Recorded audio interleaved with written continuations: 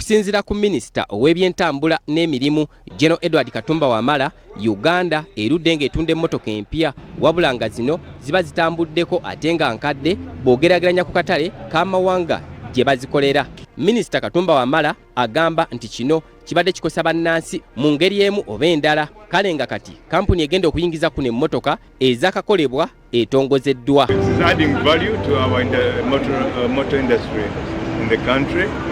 And the beauty of it is that we are getting new vehicles as opposed to importing the vehicles of 10 years, 12 years. Now this is being done here, and I was also impressed to hear that they have a very reliable after-sales service. General Edward Katumba Wamala agamba Uganda okubeeremu ku nsi ezigenda okutunda emmotoka ezakafuluma ekkolero kyakujongera akatale, anti amawanga mangi naddala gatwetoolodde agagenda okutandika okujja kuno okugula emmotoka. I'm sure that these vehicles are going to be more affordable because of those incentives which are given to the investments like this one. Because there are a number of things which they forego. They have tax holidays. Most of the machinery which comes in for the industry comes in tax-free. They can take away their profits at will.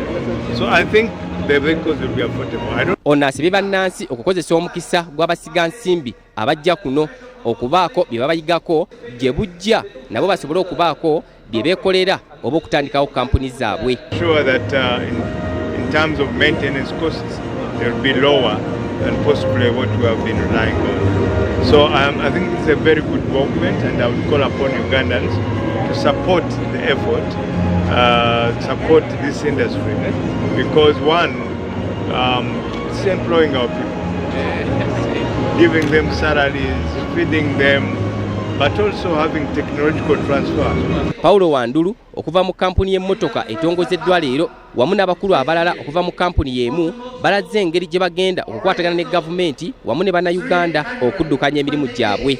We are going to be so committed delivering services.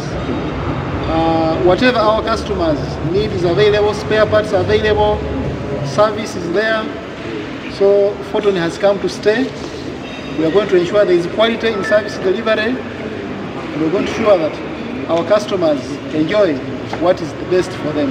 On behalf of Photon Motors, I would like to express my sincere thanks to the government of Uganda, to Sunbelt Group for the trust and the cooperation, and to all of you for your support. Kampuni ya Photon etongozeddwa esangibwa mu kibangirizi ky'abannamakolero ennamanve ku luguudo oluva e Kampala okudda e Jinja. Titus Jemba, BBS Terefayina, Gambuuze.